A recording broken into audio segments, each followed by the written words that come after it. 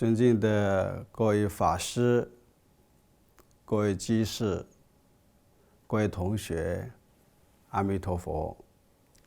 欢迎大家来到加拿大湛山空中法堂。前几天我接到一个电话，有一个朋友问我，他说很多人劝他学佛，他想要了解为什么要修学佛法。大家想想看，我们为什么要修学佛法？后来我就跟他讲了，我说有很多理由需要修学佛法，特别是在现在这么忙碌的时代。第一呢，为了要收摄身心，你要修学佛法。第二呢，就是要安定你的情绪，修学佛法。另外一个最重要是什么呢？就要找回你本有的觉性，你要修学佛法。因为现在这个时代啊，诱惑很多。那么我们现在呢，这个心每天都是随境而迁，有时候开心，有时候不开心。有时候呢，我们做任何事情呢，就过于投入，过于执着。所以我们要把这个身心啊，要收摄住。你的身心能够收放自如，那你才是一个幸福的人。第二呢，就是我们随着外在的这个境界，有时候顺着境界，有时候逆着境界，我们有时候会容易这个情绪失控，会发脾气。那你一发脾气的话呢，对你自己身心不好，那么周围的人也会感受到那种负能量。那么另外一个最重要呢，就是我们要找回我们原来的觉性。唯有找回你原来的觉性，你才有这个智慧去面对周围的各种变迁。特别是这一次疫情，时间这么长，影响这么大，如果你没有定力，没有智慧，你是很难去适应这么大的一个这个变化的一个环境。所以修学佛法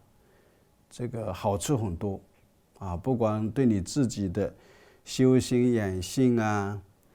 或者是你的这种善念包括对周围的人，都是一件功德无量的事情。我们现在学习大乘佛法的经典也是一样，也希望从佛经里面得到一种启示开发我们的这个自信，让我们本有的智慧显现出来。这就是我们修学佛法的原因。那么因为我们现在是在讲这个大乘经典所以请大家合掌跟我一起称念3遍南无本师释迦牟尼佛和开经偈。南无本师释迦牟尼佛，南无本师释迦牟尼佛，南无本师释迦牟尼佛。无上甚深微妙法，百千万劫难遭遇。我今见闻得受持，愿解如来真实义。阿弥陀佛。在上一讲，我跟大家介绍了维摩诘经第一品的要义。在第一品释迦牟尼佛已经为我们这部经开宗明义，指导了方向。他说：若菩萨欲得净土，当净其心，随其心净，则国土净。说明了佛国净土不是天然而有，而是由每个修行人的功德力所成就的。只要修行人的心中能够保持清净、慈悲、自在、随顺，那么你所看到的这个世界也就是清净的了。因为外在的客观物质世界没有离开我们的心，佛法没有离开我们的生活，佛法也没有离开这个世间。当你迷茫时，你看到的世间的一切都是歪曲的。当你觉悟的时候你会发现，原来幸福快乐就在当下。所以呢，迷与悟是在一念之间。那这个世界你所感受到的也是在一念之间大家还记不记得我们在上一讲讲到莲花不在高原大陆，而是在哪里呢？而是在污泥中生长出来的。也就是说，一个人唯有经历过诸多的烦恼和痛苦，他才能够激发出更多的智慧智慧从哪里来？智慧就在磨练中激发出来的。如果明白了这种道理那么我们不管处在什么环境，都是我们修学佛法的真善缘。顺境是我们学佛的真善缘，逆境也是我们修学佛法的真善缘。大家能听明白吗？这个就叫佛法的智慧今天开始讲解维摩诘经第二品的要义。因为时间关系我只能从第二品里面选一些比较有代表性的内容来供大家分享。那么这一品叫方便品。大家有没有听过就方便两个字说你能不能给我方便一下其实这个是佛教的专用名词在佛法里面这个方便就是一种智慧还不仅是普通的智慧，是代表大智慧。因为方便就是权巧方便的意思所以这一品顾名思义，就是以种种权巧方便度化众生。大家明白这个道理吗？我们去度化众生，是要用各种各样的权巧方便来接引众生听闻佛法，修学佛法，共成佛道。所以凡是发大菩提心，行菩萨道的这种修行人每天都是在想用什么样的方法来接引众生。这就是佛教的慈悲。那么这一品的大意是在讲什么呢？是在讲住在毗耶离城的维摩诘大居士，他曾于过去劫中过去劫这个代表很长时间以前呢他曾经供养过无量之佛，声闻法要他是供养一切之佛的同时，他又听闻到佛法。他所听的佛法还不是普通的佛法，都是大乘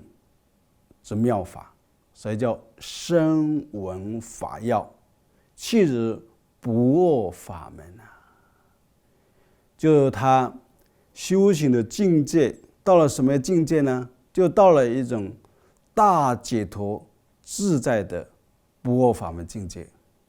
叫去日不二法门。那么他为了方便摄化各种各样的众生，他上至政治下至有时候还到这个妓女院到酒馆去度化众生可以说是无处不在他呢积极的参与社会各种活动，是一位很有活动能力的善知识，在社会上呢有很大的影响力。大家想想看，他之所以成为一位大菩萨，他不是普通人他的能力他的影响力是很大的。那么后来呢，他为了广度众生于是呢视线身体有病，这时候大家得知后都来关心他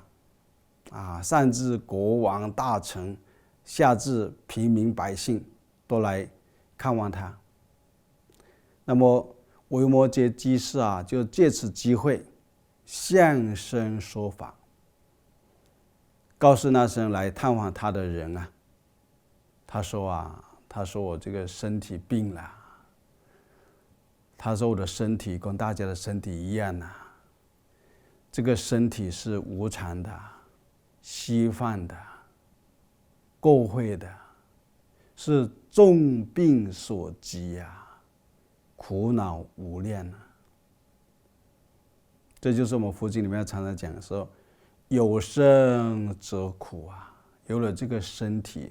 就有各种各样的病苦。所以呢他说不应该心为行义应常乐福生。福生是从无量智慧功德生的，是从戒定慧生的这个维摩诘居士告诉我们说，这个身体是虚幻不实我们要把我们肉身变成佛的法身那我们这个身才能够不生不灭才不会遭受种种的痛苦那么这个福生是从哪里来呢？福生是从无量智慧功德而生的，是从戒定慧而生的。维摩诘居士说，应以这个幻化之肉身来勤修一切清净善法，才能获得成佛的清净法身。什么意思呢？就像我们信空师父常常讲开示的时候提醒我们说，我们人的身体有两个，一个是这个肉身就是生命有两个，一个就是我们现在的这种凡夫的生命，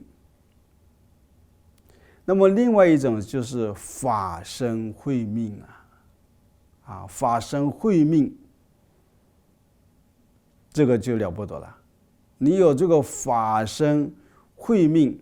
你就已经证得了不生不灭来去自由你想到哪里去，你就到哪里去，你就不受约束了。我们有这个肉体之身，我们就有很多的限制，包括呢，我们人有生老病死种种的痛苦。但是我们通过修行正道正德的清净法身，法身是不来亦不去你心里面想到哪里，它自在无碍所以呢，就是维摩诘居士说，这个清净法身才是我们想要得到的一个身体这个维摩诘居士不可谓是一位大菩萨辩才无碍他供他们这生来看病的人说法的时候口热祥和，滔滔不绝，从释讲法说到出世讲法，从小乘说到大乘，从凡夫讲到成佛可以说内容非常的精彩。你们有空的时候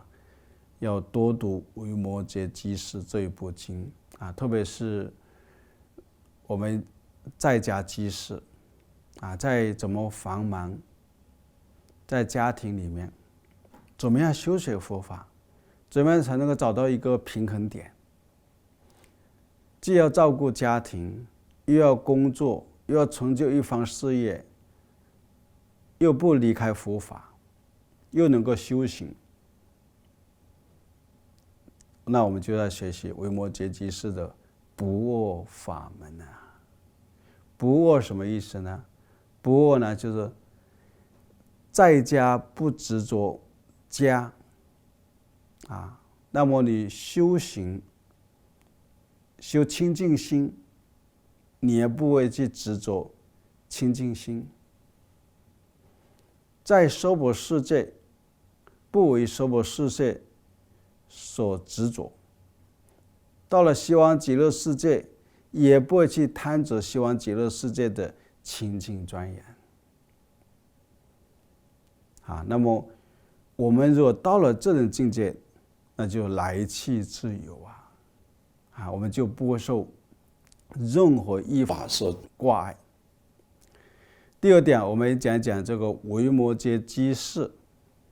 究竟是一位怎么样的居士。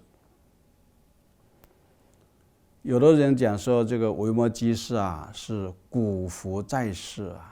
他只是到这个娑婆世界来协助释迦牟尼佛弘扬佛法所以他不是一位普通人。维摩诘居士他示现到这个毗耶离城，成为一位在家的居士。那么这位居士呢，德高望重他是一个大富豪的长者所以这个维摩诘居士跟一般人不一样有的人呢，他们学佛是因为各种各样的这个挫折逆境向前呢，他才悟到佛法，才要修学佛法。维摩诘居士他是一位大富豪，很有智慧，各方面都很好，也可以说他是在顺境中来修学佛法。他是为了救度世人权巧方便，才居住在毗耶离城里面。从无量劫以前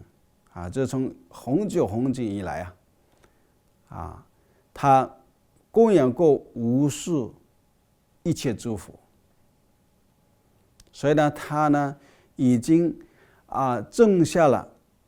这个非常深厚的善根，获得无生法忍可以说是辩才无碍他还呢神通广大。有什么神通呢？他记住了宿命通、天眼通、天耳通、他心通、神足通、漏尽通这6种神通。他修学佛法圆满，也就是说，他所学的佛法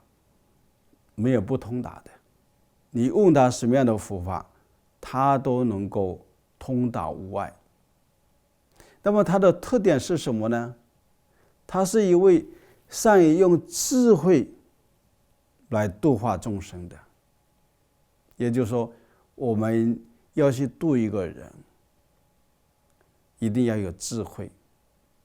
你有这个智慧呢，你可以观机逗教，懂得因时、因地、因人，以各种各样的方便法门来教化众生，那你才能够起到一个很好的一个效果。如果你没有智慧，你不观机逗教，你讲老半天，人家都没有感觉，那你就白讲了。所以度人一定要用全球方便的大智慧来接引众生。这个维摩诘居士修行多年了，精勤佛道，信奉大乘。我们以前也讲过嘛，说修学佛法有小乘佛法，有大乘佛法。那么小乘佛法就是独善其身，助我解脱。那么大乘佛法就是要发广大菩提心，行菩萨道，去利益一切众生，希望所有众生皆共成佛道，这就是大乘思想。那么这个维摩诘居士不管他是讲话也好做事也好都很有分寸，行住坐卧，记住佛教无疑所以大家看到他肃然起敬。他这位老人家这个心量宏大他的心如同大海宽广无边，渊深莫测。为什么他心量大呢？因为他的智慧大，他慈悲心大，所以他心量才那么大。他心量怎么大，他的福报就这么大所以一个人的心量决定他的格局，决定他的命运所以我们学习佛法要学到心包太虚，量周杀戒，那你才能够得到一种超越解脱。不然的话呢，人家给你一句话，你不顺听，你就会生气，你就会烦恼吃不下睡不着。这个就是你的心量不够大，你的智慧不够大，你的慈悲心不够大，那么你的这个包容心自然而然也不够大。维摩诘居士的德行不但诸佛如来十分赞叹佛的弟子，包括天上的天王世间的国王普通的老百姓对他呢都十分的崇拜敬仰。你看一个人能够得到这么人做敬仰，这不容易所以我们一个人要得到人家尊重，我们首先呢，我们要做好自己，不管是讲话做事我们的心量我们的发心方方面面都有关系所以你要让人家尊重你首先你要尊重别人，你要人家对你好，那么你要问你自己，你对大众付出了多少？我们现在为什么常常会看到好多人来寺庙拜佛拜菩萨？因为诸佛菩萨不管是过去现在未来都在度众生，都在关心我们，都在跟我们讲佛法，都在利益我们。所以我们的每一位众生呢，心里面呢，念念不忘佛菩萨，念念不忘佛法僧三宝啊。这就是为什么佛菩萨会有这么多人来恭敬他，来扶持他。这就是因为佛菩萨的发心广大，那么他的福报也很大。第三点，我们讲一讲维摩诘居士是如何把佛法落实到日常生活中去，这个很重要啊。我们修学佛法，你不单单你的理论通达了，你要把你所学到的佛法的道理要应用到你的日常生活当中去，才能够起效应，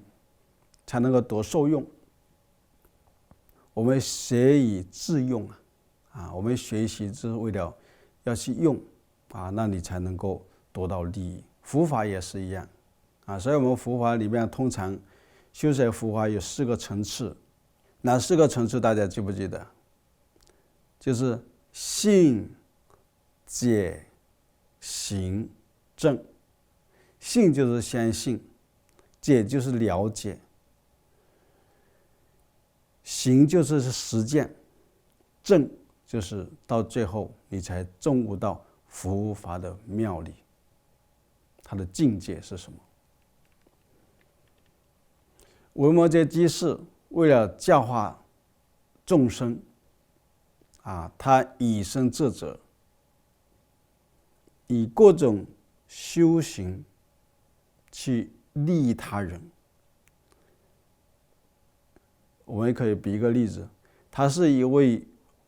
非常有钱的一个富豪。当他呢不做这个守财奴，他经常呢资助他那个周围的那种贫穷的人看哪一个地方需要他去帮助的他就出钱出力的去救济他们所以呢他呢常常呢广行一切善事我们可以观察周围的人，包括我们自己，就是我们每天、每一个月、每一年，乃至于一生，我们问我们自己我们做了多少善事，做了多少不好的事情唯有你自己常常去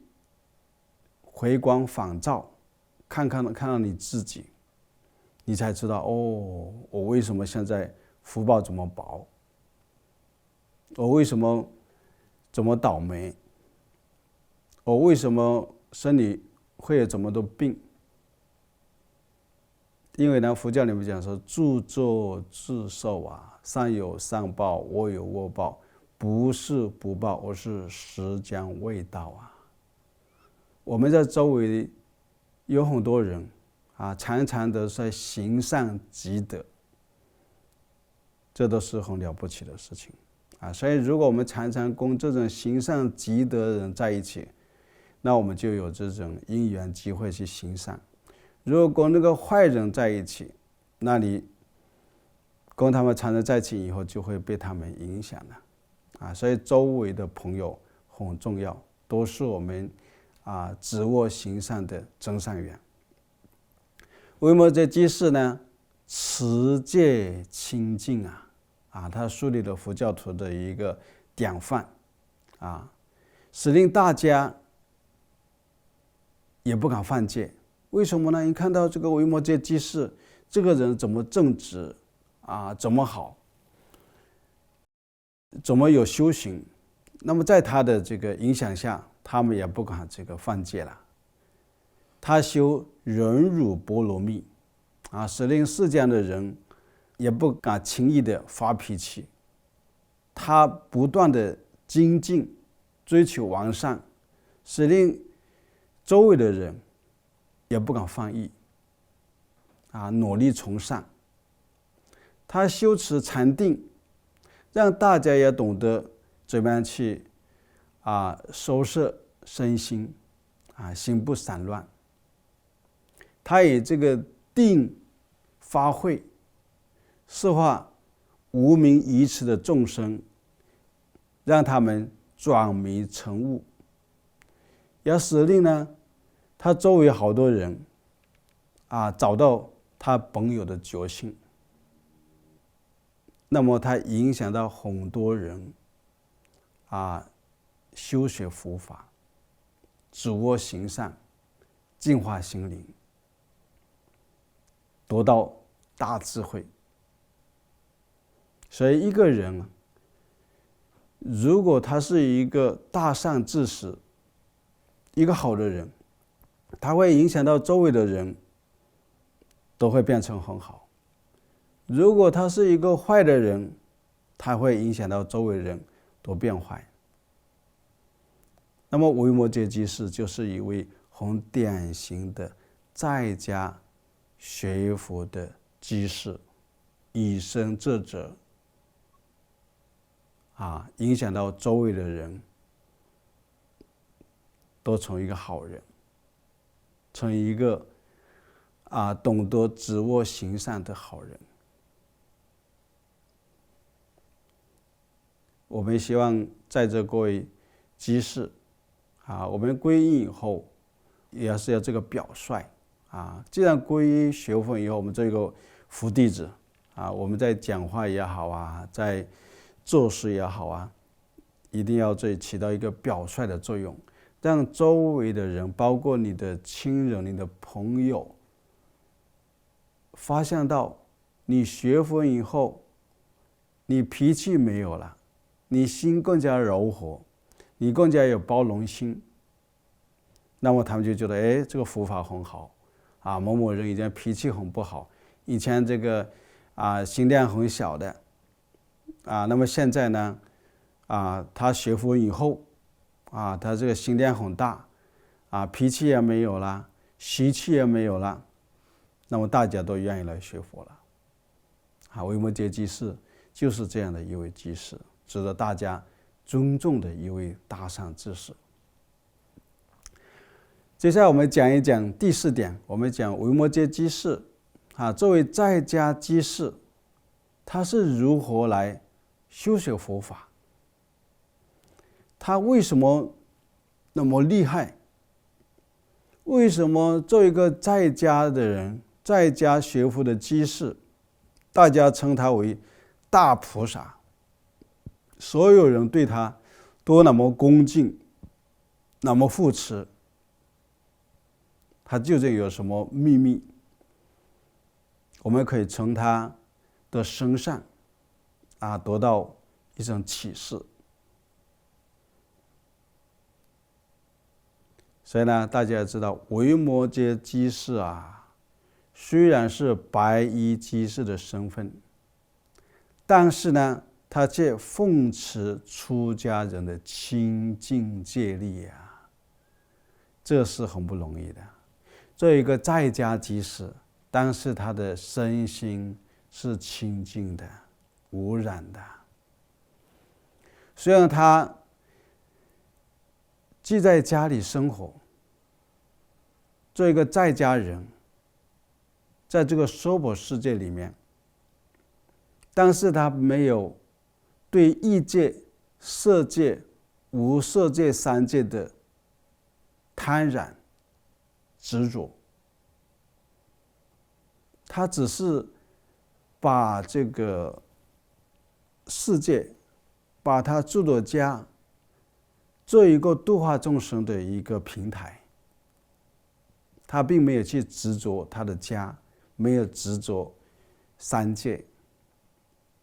他虽然呢有妻子，也有他的这个孩子，但呢禅修清净放恨他对他的妻子跟他儿子不急不离，既能够成为一个好的一个先生、好的爸爸，但是呢，他心没有离开道，心在道上。这就是很了不起的一位在家修行的大菩萨。虽然他也有众多的这个家眷，却能感受到独处的清净啊。就是说，他能静能动，他可以跟很多人在一起居住，但是呢，他也可以一个人清清静静的修行。他身上穿的服装虽然都是名贵品牌，但他更加在乎自己平常积德修善所带来的那种淳朴之美啊。也就是说，因为他要应酬，所以他穿的衣服要得体嘛，穿的都是名贵的品牌，但是他不会去执着这个名贵品牌啊。从内心里面讲，他最喜欢是他平常通过积德修善所带来的那种淳朴之美啊，那才是他想要的东西啊。他虽然呢每天有山珍海味的饮食，但他更喜欢从禅修中得到禅定的喜悦。什么意思呢？就是在他饮食方面，他更重视的是什么？就是通过禅定所得到的那一份喜悦，这是他真正想要的一种境界。不像一般普通在家人拼命赚钱那么每天的山珍海味如果说一天没有山珍海味，他就觉得这个没办法生活了但是呢，维摩诘居士不一样，他的一言一行，以至于做游戏网络比个例子，像有时候他要下棋他要去赌场去赌博那么你看起来他在下棋，他去赌博，其实呢，他都在用这种方法来去度化众生所以都是在行教化度他人虽然也学习外道异端看了好多的外道的书，也学习外道的这种修行方法，但他不会违背他对佛教的正信的信仰。他为什么要学习这个外道的书籍？为什么要学习外道的修行方法？因为唯有你去了解外道他在修什么，他在学什么，你才能够更好的去引导这种外道的人归向于这个佛教。虽然呢，他也研习世间各种学问，但他知道呢，唯有佛法才是最究竟圆满了义。就是我们这一个真正的这个修菩萨道的佛弟子不是呢不可以看世间的其他书，你可以看，但是你要知道你为什么要看这本书。如果是为了去了解，然后去度化更多的众生，不会影响你对佛法的信心，那你是可以看的所以维摩诘居士他也是研习世间各种学问，但他知道唯有佛法才是最究竟圆满了义他的知见不会改变。虽然凡是认识过维摩诘居士的人，对他的德行，对他的学问，对他的慈悲心深表恭敬和崇拜他就是这样的一位大居士那么我们讲第5点我相信也有很多人想要了解的。这个维摩诘居士，他是一个大商人，是一个在家人，那么每天那么多的工作和应酬，如何做到像莲花一样出污泥而不染？维摩诘居士呢，虽然呢他是一个在家的居士，但是呢他执持正法，以各种善巧方便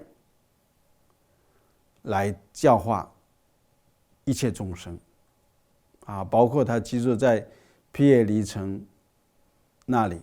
有很多人都得到他的教化。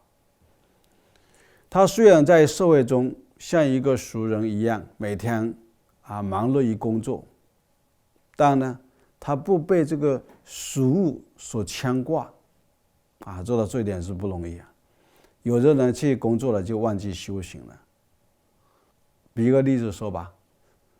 他像普通人一样也做大生意发大财，可是他却没有因为赚了很多钱而升起一种更高我慢的心。你知道为什么吗？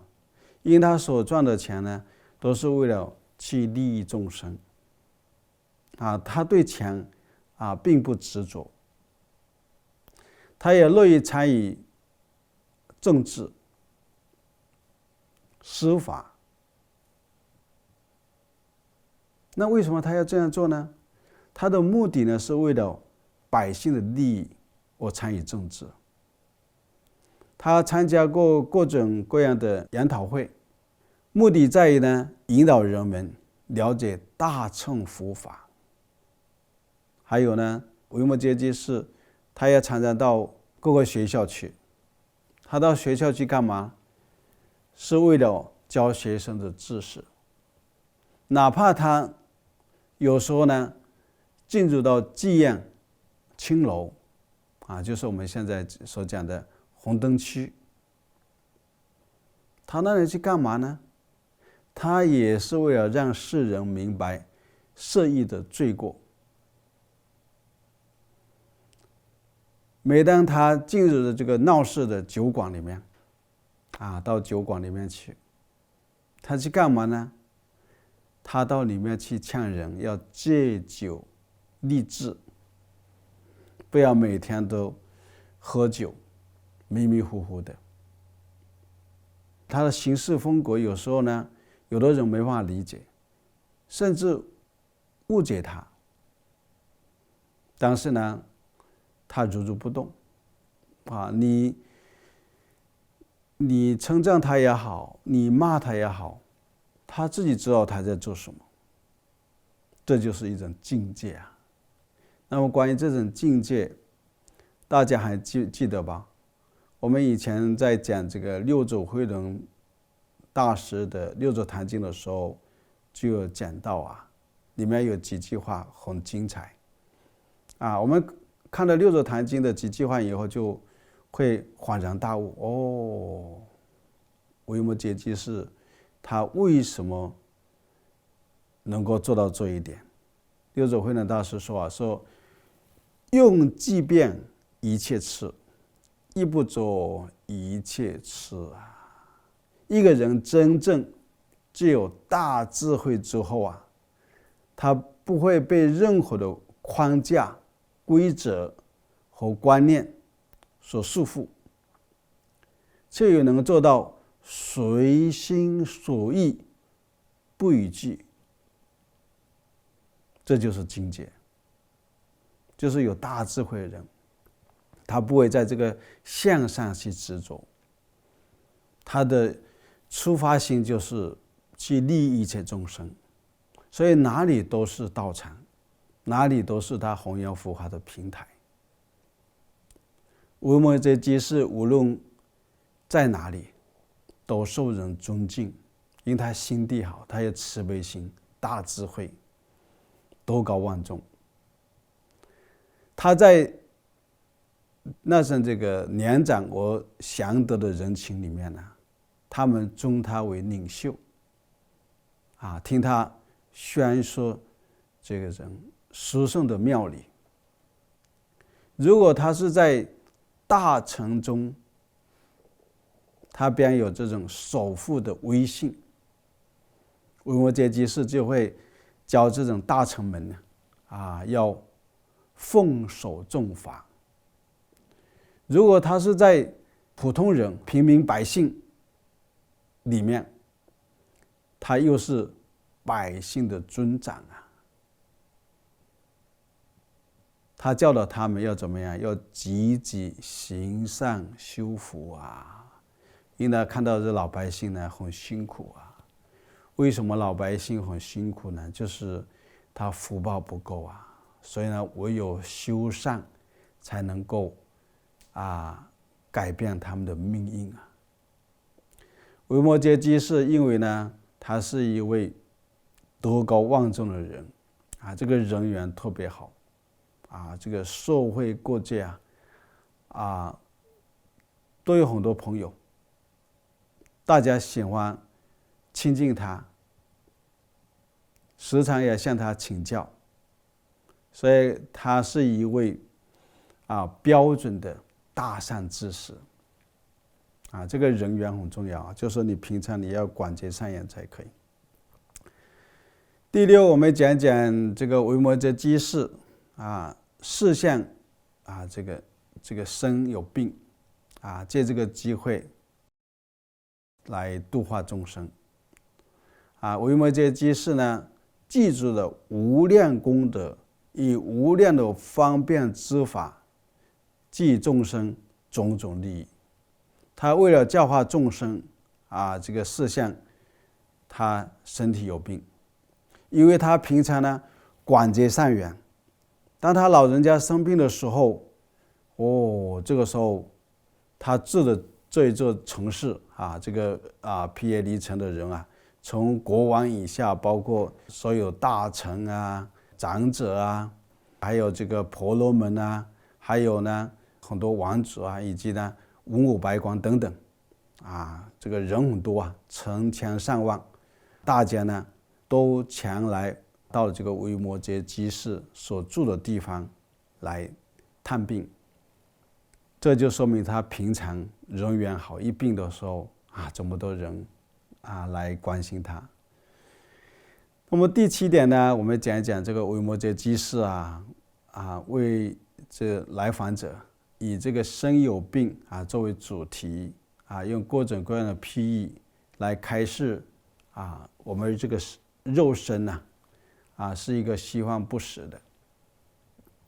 维摩诘居士呢对这生来探访他的人说说知人者他说我们的身体处于无常幻灭之中我们的身体无强无力无僵，很快就要朽坏的东西，是靠不住的。他说我们身体有这个生理就有痛苦是一个烦恼和疾病的根源。像这样的身体，他说有智慧的人他不会去依赖这个身体因为这个身体如水中泡沫不可以捉摸，如空中的这个气泡不能够持久。他说这个身体呢并无自我之相他举了一个例子很好，它如同这个心静火灭你看就是你那个木材去烧，木材烧完了火也灭掉了。他说离心哪有火离开了这个木头，那火也不可得这身体呢并非人我如水无定型，而人没有固定的特征。他这个身体呢并无主动性，就像这个风刮这个树叶一样满地乱转。他的这个身体呢是一个很肮脏的这个我们常常讲这个身体是臭皮囊嘛里面都是很多不净这个身体是虚幻不实。哪怕呢是我们每天依靠这个沐浴衣服饮食啊来照顾这个身体，但是这个身体到最后还是会老，还是会死啊！这个身体呢是无常放化的。好，我们讲讲这个第8点啊，讲这个维摩诘居士啊，他认为呢，唯有了悟身体的变幻和苦痛，才能够证悟到佛的法身啊，就是你要真正对这个身体要觉悟到，我这个身体是幻化的、无常的，是苦的，因为我们这个身体给我们带来很多的烦恼，你才能够证悟到佛的法身啊。所以维摩诘居士说啊，他说知人者啊，他这个身体啊只是临时借用而已啊，我们应当要追求佛身啊。为什么呢？因为佛身才是法身啊。法身是什么呢？就是一切诸法的本体啊。他这个法身由积累无量功德与智慧所生，他的这个法身是由戒定慧三无漏学，还有由这个解脱生死，由解脱知见而生，由修习这个慈悲喜舍四无量心而生。这个身体呢，这个法身是从修六度啊，六度就是布施、持戒、忍辱、精进、禅定、智慧，是由修这6波罗蜜而生的。这个法身也是由修止观而生的啊，就是我们以前讲这个止观禅修，我们通过修止观也可以得到法身。他说呢，我们这个法身呢，是从断除一切不善之法，积极一切善法而生啊。总而言之呢，这个法身是从无量数的善法才能生出如来的这个法身啊。也就是说，我们要通过修学佛法，要勤修戒定慧、细密贪嗔痴，我们才能够证得法身。维摩诘居士说啊，说知人者啊，他任何想得如来清净法身，断除一切众生生死病患的人，都应当立下菩萨誓愿，求证无上正等正觉的菩提心啊！维摩诘居士就是这样的慈悲啊，向所有前来探望他这个病情的众生啊，宣示了以上的这种法义啊，让大众觉悟到肉身的幻化、法身的究竟。在当时就有数千人听了以后，哇，这个太好了，这个法太好了，都发了阿耨多罗三藐三菩提心啊，愿求无上正等正觉的福道啊！你看维摩诘大居士宣示了大乘妙法之后啊，这么多人啊，当下都得到受用，都想要成佛。维摩诘经呢，第2方便品啊，我们怎么样从这一品里面得到启示？这就是我们要学这个维摩诘经的原因啊。这一品呢，不仅文字优美啊，内容也很丰富，有很多观点值得我们现代学佛的人借鉴啊。那么这一品呢，虽然表面上在开示大众舍离虚幻不实的凡夫身，去追求清净解脱的法身，但是维摩诘居士同时也在启发我们，他认为法身即在当下，就是我们的日常生活就是我们平常在日常生活当中，我们所需要的是什么？就是智慧唯有通过智慧才能够看破人生如幻才能够精进用功修行，最后证得法身在维摩诘居士认为，众生在烦恼的污泥中，反而容易激发出大智慧大家听懂了吗？就是我们有时候在逆境当中，反而能够激发你的菩提心因为我们常常讲富贵修道难往往我们有时候呢，在生活当中遇到一种烦恼，有一种这个逆境向前的时候，这个时候才能够激发你的大智慧。所以修行人对于烦恼的态度应该是什么？来时不惧，去时不留。来的时候随他来，去的时候随他去，你心里面要如如不动这样的话呢，那你才是一个解脱自在的人所有的烦恼和迷惑，如果善于应用，都是菩提的种子，都是成佛的因缘。其实呢，每个人在生活中都有烦恼和困惑，也有很多事情想不通。比如说有的人就会很困惑，他说为什么老天对我不公平，我生下来就是一个贫穷的人。还有的人说为什么我遇到的人对我都不好。有的人认为觉得很奇怪，他说为什么这个倒霉的事情总是降临在我自己头上呢？也有的人认为呢，说为什么自己付出了这么多，命运还是这么苦这些问题都是我们修学佛法的课题从修行方面讲，也可以把它当成一种疑情为什么会这样子你有一天你参悟明白了，那你就是一位开悟的人然后你所有烦恼都没有了，所有疑问都没有了。所以呢，我们有时候呢，在生活当中要起疑情这个佛法里面有一句话说，大疑大悟，小疑小悟，不疑就不悟有时候在生活中需要一种这个对这个人生要常常去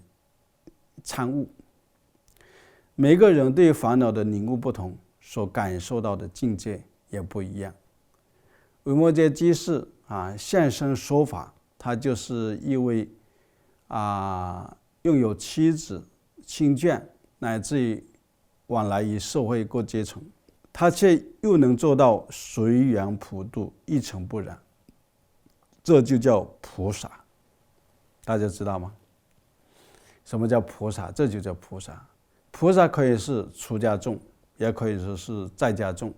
只要能做到在世俗而不着着于世俗，这就是菩萨的大解脱境界。也就是说，你现在在家里做一个居士，但是呢，你不执着家里这种烦恼，那你就是一位大菩萨出家可分为第一，身心皆出家；第二是心出家而身不出家；第三是身出家而心不出家。维摩诘居士就是以第二种修行像在家居士相他的心就像出家人一样的清净无染。好了，因为这个时间关系我们最后这一个结语就是维摩诘居士的境界不是二乘的这个境界，也不是普通人可以测度的不过他的修行境界最适应当代人的这个生活节奏。要学会在忙里修，把家作为道场，要把人际关系作为度化众生的平台和机会。如果能够领悟到其中的妙意，并身体力行，你就是在家的维摩菩萨了。所以希望我们每一个人通过读维摩诘经之后，我们在家的居士发大菩提心，行菩萨道，利益一切众生，都成为维摩菩萨。因为时间关系我们今天就讲到这里。最后这个回向，把我们今天讲经的功德，还有听经的功德，回向给世界所有人，离苦得乐，共成佛道。我们现在大家合掌这个回向，愿以此功德庄严佛净土，上报四重恩，下济三途苦。若有见闻者，悉发菩提心，尽此一报身，同生极乐国。阿弥陀佛。